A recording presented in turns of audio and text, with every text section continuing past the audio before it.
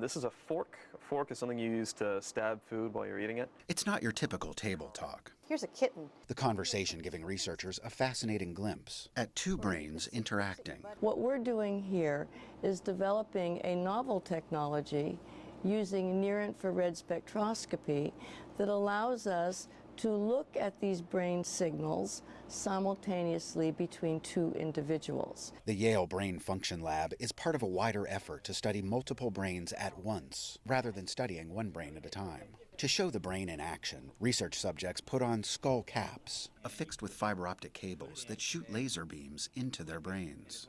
The beams bounce off the blood and show how much oxygen it is carrying. That reveals where the brain is most active. Blue 5. Okay.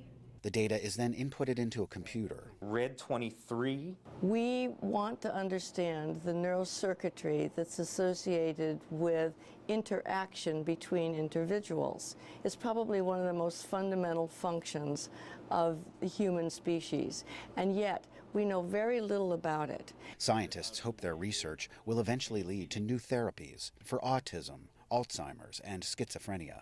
In the case of autism, the primary hallmark of the disorder, the one that is usually first noticed when parents and health professionals suspect that a child might have autism, is the fact that the child fails to engage with other individuals. And yet, we know very little about that neurocircuitry that involves engagement with others. At Princeton University, neuroscientist Uri Hassan is also looking at how brains interact when one person talks to another. So the similar the brain patterns, the better the communication and the understanding. So if you really get me now, your brain patterns become similar and coupled to my brain patterns.